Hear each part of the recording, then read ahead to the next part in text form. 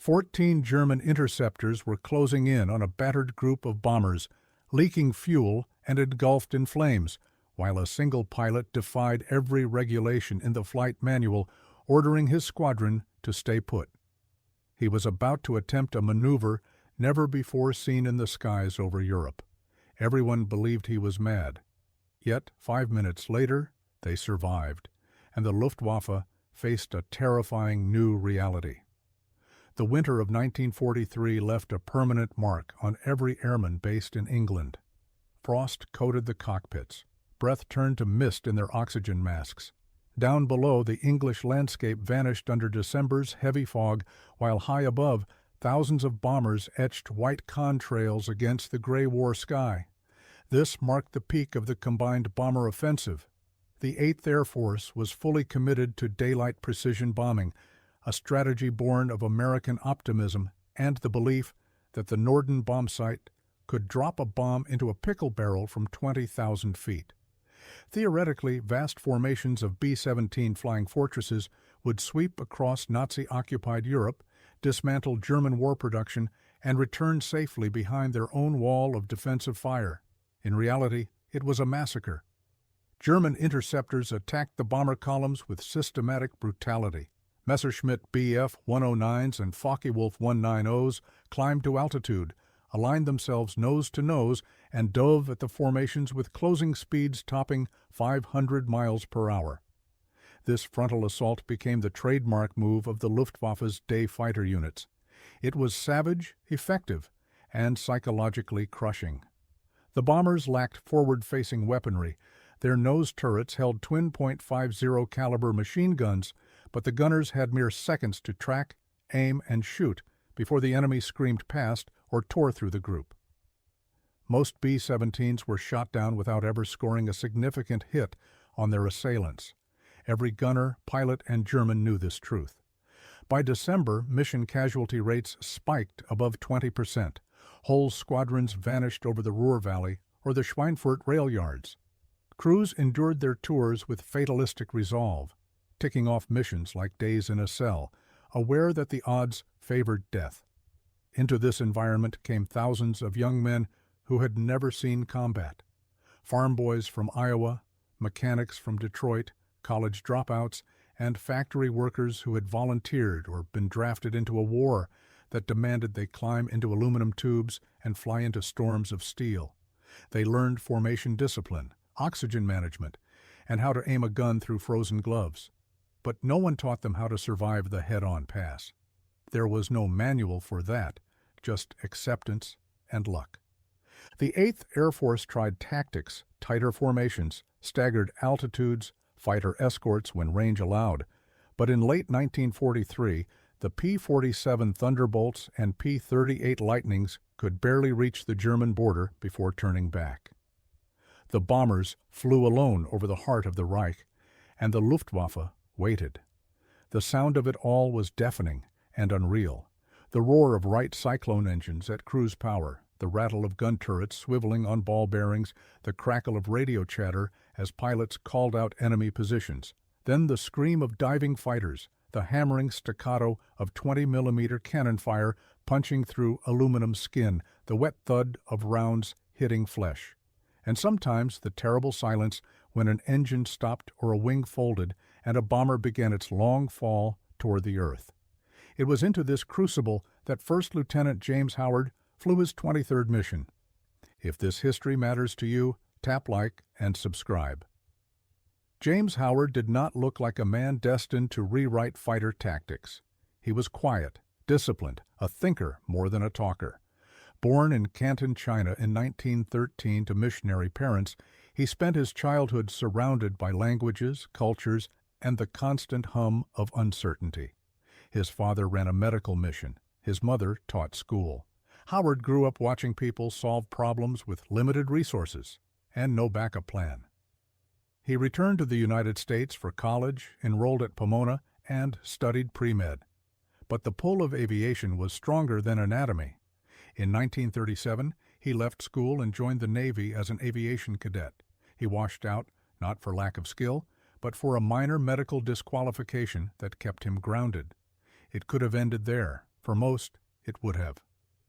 Howard went to China. He joined the American volunteer group, the Flying Tigers, in 1941, just months before Pearl Harbor. Under Claire Chennault, he flew Curtiss P-40 Warhawks against Japanese bombers and fighters over Burma and southern China. The AVG fought outnumbered, outgunned, and isolated.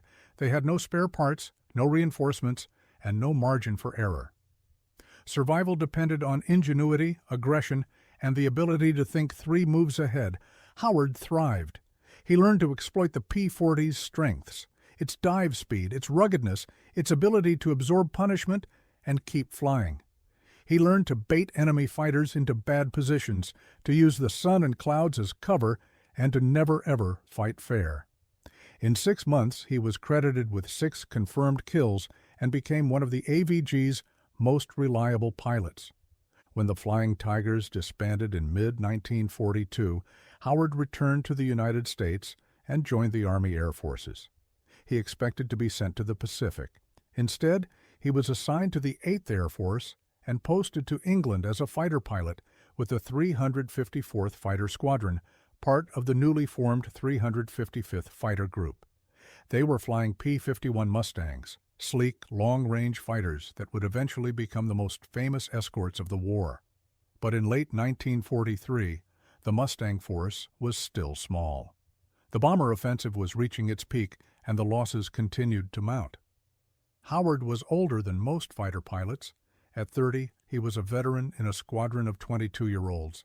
He did not drink heavily or chase thrills. He studied mission reports, he asked questions, he thought in systems, how the enemy moved, how formations worked, where the gaps were. His squadron mates respected him but did not fully understand him. He was competent, calm, and oddly fearless in a way that seemed less like bravado and more like calculation. He flew like a man solving an equation in real time. On January 11, 1944, Howard was assigned to escort a bomber formation targeting German industrial facilities near Oschersleben, deep in central Germany. It was a maximum range mission. The fighters would have just enough fuel to reach the bombers, stay with them for a few critical minutes, and race back to England before their tanks ran dry. Howard took off in the early morning cold, formed up with his flight, and climbed toward the bomber stream. He had no way of knowing that in less than an hour he would be alone over Germany, with a choice no doctrine had prepared him for. The mission began to fracture 20 minutes from the target. Cloud cover thickened over the North Sea. Visibility dropped. Radio discipline deteriorated as flight struggled to maintain visual contact. The bomber stream stretched out, lost cohesion, and became vulnerable. Then the first German fighters appeared. They came in flights of 4 and 6, climbing out of the haze, positioning themselves ahead of the bombers. The Luftwaffe had refined the art of interception into a choreographed violence. Fighters would climb above and ahead, roll inverted, and dive straight through the formation nose first. The closing speed gave gunners almost no time to react, and the concentration of fire, cannon, and machine guns converging on a single bomber was often catastrophic. The P-51 escorts engaged. Dogfights erupted across the sky. Pilots broke formation to chase attackers or defend bombers under fire. Within minutes, the neat geometry of the escort dissolved into chaos. Howard's flight was pulled into a running engagement with a group of Focke-Wulf 190s. He fired, maneuvered, and tried to stay between the enemy and the bombers, but the math was unforgiving. There were too many Germans and too few escorts. Fuel was already a concern. Every minute of combat burned gallons they could not spare. Then Howard looked up and saw them. A formation of B-17s, perhaps 30 bombers, separated from the mainstream and drifting west. They were alone, no other escorts in sight, and beneath them, climbing in a lazy spiral, were at least a dozen German fighters preparing to strike. Howard checked his fuel. He checked his position. He tried to raise his flight on the radio. Static. He scanned the sky for other P-51s. None. The bombers had minutes, maybe less, before the first attack run. If Howard turned back, he might make it home. If he engaged alone, he would be outnumbered more than 10 to 1, and even if he survived the initial pass, The Luftwaffe would swarm him the moment they realized he was the only defender. It was not a decision that doctrine covered. It was not a scenario taught in training. It was a simple, brutal calculus. Abandon them or fight. Howard shoved the throttle forward and dove toward the bombers. The German fighters had not yet committed to their attack. They were still positioning, communicating, setting up the run. Howard knew he had one advantage: surprise. They did not expect a lone Mustang to challenge an entire staffel. He closed the distance fast. The bombers grew larger in his windscreen. He could see the ball turrets rotating, the waist gunners tracking movement, the formation tightening instinctively in response to the threat below. Then the first German flight peeled off and dove. Howard rolled hard, pulled lead, and fired. His tracers laced through the air and clipped the wing of a Messerschmitt. The fighter broke off, trailing smoke. The others scattered. Confusion rippled through the German formation. One escort should not have been a problem, but Howard was not flying like an escort. He flew like a man with nothing to lose and a perfect understanding of geometry. The Luftwaffe reorganized. They came again and again, head-on passes, beam attacks, slashing dives from above. Howard met each one with fire and maneuver. He did not try to dogfight. He did not chase. He stayed close to the bombers and made himself the problem every German pilot had to solve before they could reach their targets. And then he did something no one expected. He flew into the middle of the bomber formation. Fighter doctrine in 1943 was clear. Escorts stayed outside the bomber formation. They patrolled the flanks, the high cover, the approach vectors. They intercepted enemy fighters before they reached the heavies. Close escort was considered defensive, passive, and ineffective. No one flew inside the formation. The risk was too high. Bombers flew tight, wingtip to wingtip, with minimal room for error. Turbulence from props and slipstreams created invisible walls of disturbed air. A fighter caught in the wake could lose control, collide, or be shot down by friendly fire. Bomber gunners were trained to fire at anything that moved within range. Friend or foe, if it was close and fast, they shot. But Howard understood something the doctrine writers did not. The German head-on attack depended on a clear run. The fighters needed a straight line, high speed, and an unobstructed field of fire. If a defending fighter positioned itself directly in front of the bombers between the Germans and their targets, the attackers had two choices: break off or risk a head-on collision with an armed opponent traveling at combined closure speeds exceeding 600 miles per hour. Howard slid his Mustang into the lead element of the bomber formation. He throttled back to match their speed. He flew just ahead of the lead B-17, low and centered, his fighter silhouetted against the sky. The bomber crews saw him. They did not know what he was doing. Some thought he was lost. Others feared he had been hit and was trying to ditch near the formation for rescue. A few gunners tracked him reflexively, fingers near triggers, waiting to see if he was friend or threat. Then the Germans came again. Two Messerschmitts diving from 11 o'clock high, nose on, cannons charged. They had a perfect angle. The bombers were locked in formation, unable to evade. The closure was textbook, but Howard was there. He held his position, waited until the last possible second, then fired a short burst and broke left. The lead German flinched, rolled, and pulled out of the dive. The second fighter followed. Neither pressed the attack. The risk was too high. The Mustang was in the way, and it was shooting. Howard climbed, rolled, and returned to the formation. He tucked himself back into the lead element just ahead and slightly below. The bombers adjusted.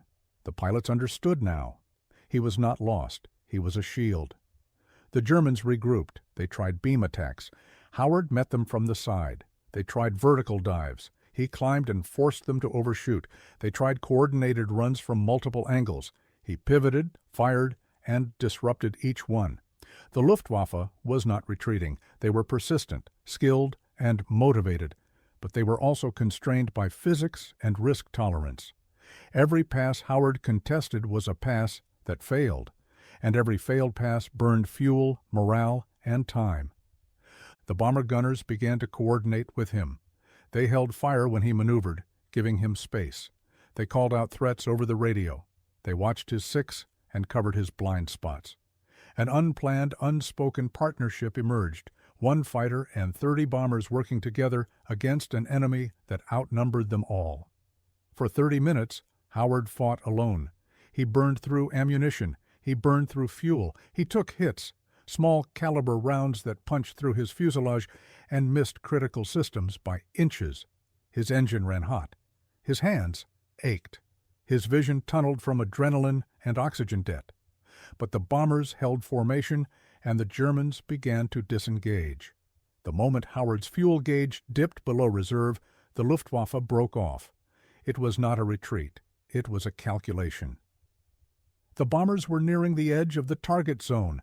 Allied fighters would return soon. The risk-reward ratio had shifted.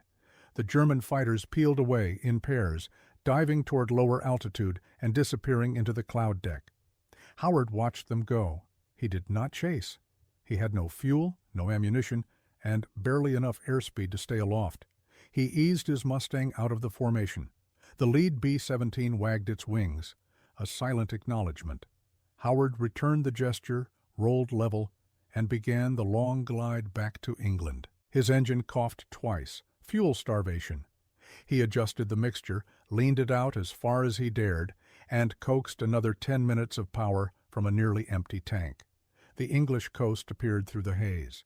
He crossed at 2,000 feet, too low for safety, too high to bail out. He landed at the first available field. The Mustang rolled to a stop. The engine died.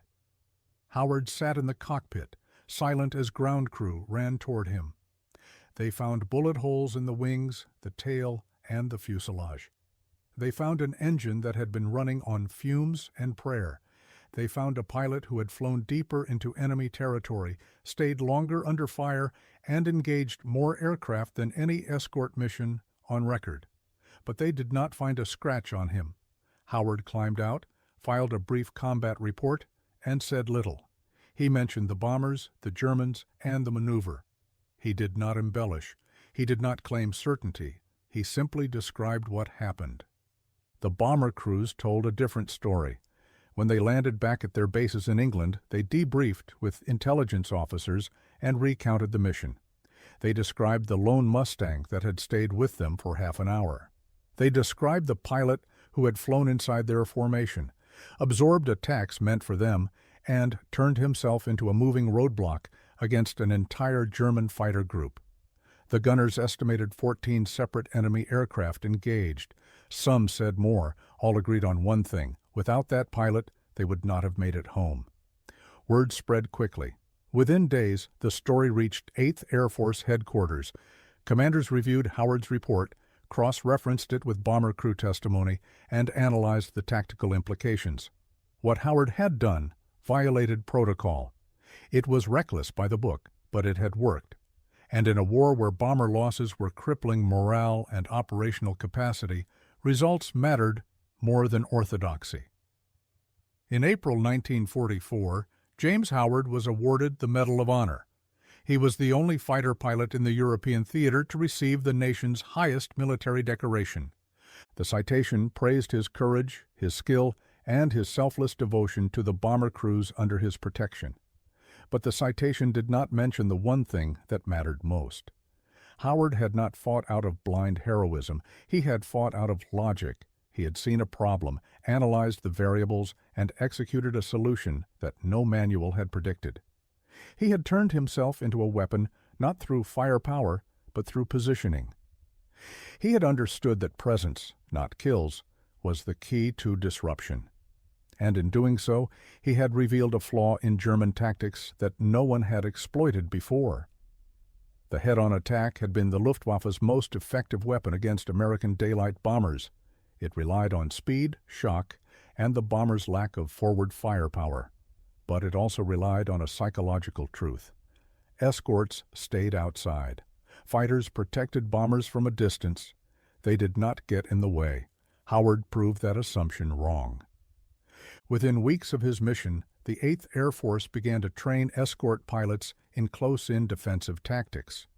The idea was not to replicate Howard's lone stand that was unsustainable and suicidal by design, but to incorporate elements of his positioning strategy into coordinated escort doctrine.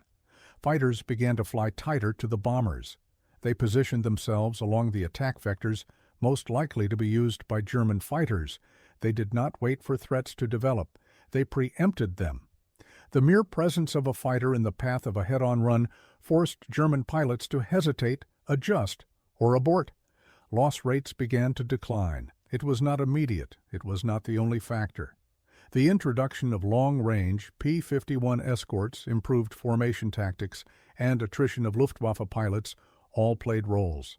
But the shift in fighter positioning, the willingness to get closer, to accept risk, and to disrupt rather than simply intercept, became a permanent feature of escort operations for the remainder of the war.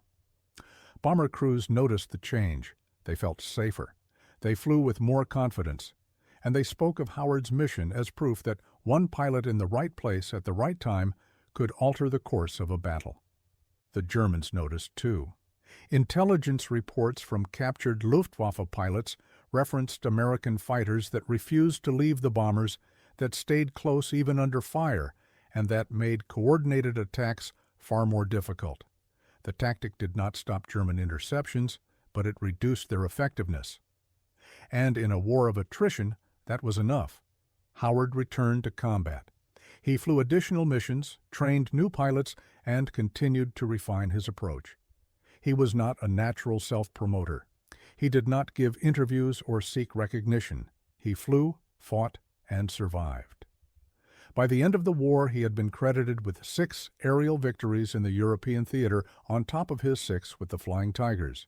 His official tally was modest compared to some aces, but numbers alone did not measure his impact. He had shown that courage without logic was noise, and logic without courage was theory. Only together could they change the outcome. James Howard survived the war. He stayed in the Air Force, rose to the rank of brigadier general, and retired in 1966 after nearly 30 years of service.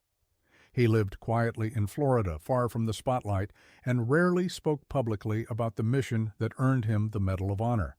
When asked about it in later years, he would say only that he did what the situation required. He did not call it heroism. He called it problem-solving. He saw bombers in danger, saw a gap in the defenses, and filled it. The fact that it worked, he said, was as much luck as skill. But those who flew with him disagreed. They saw a man who had trained himself to think under fire, to stay calm when chaos ruled, and to act decisively when others would have hesitated. They saw someone who understood that war was not won by following rules. It was won by knowing when to break them. The maneuver Howard used that day, flying inside the bomber formation to disrupt head-on attacks, was never officially codified. It was too dangerous, too dependent on individual judgment, and too easy to misapply. But it lived on in the oral tradition of fighter tactics. Instructors told the story, pilots debated it, and in the decades that followed, variations of the concept appeared in air combat doctrine around the world. Howard's legacy was not a single tactic. It was a mindset. The understanding that air combat was not about bravery alone, but about geometry, timing, and the willingness to occupy the space where the enemy least expected you. In the vast library of World War II aviation history, his name appears less often than it should. He was not flashy. He did not accumulate a high score. He did not fit the archetype of the swaggering ace. But the bomber crews who made it home on January 11, 1944, knew what he had done, and they carried that knowledge with them for the rest of their lives. Some of them named their sons after him. Some wrote letters thanking him decades after the war. Some simply told the story again and again to anyone who would listen. Because in a war that consumed millions, James Howard reminded them that one person in one moment could still tip the balance. Not through firepower, not through luck, but through the rare combination of clarity, courage, and the refusal to accept that the impossible was truly impossible. He died in 1995 at the age of 81. His funeral was attended by veterans, fellow pilots, and men who had flown in bombers over Germany 50 years before. They did not speak of tactics or doctrine. They spoke of the day a lone Mustang stayed when every logical reason said to leave. And they spoke of the lesson he left behind, that the most powerful weapon in war is not the machine, but the mind that dares to use it differently.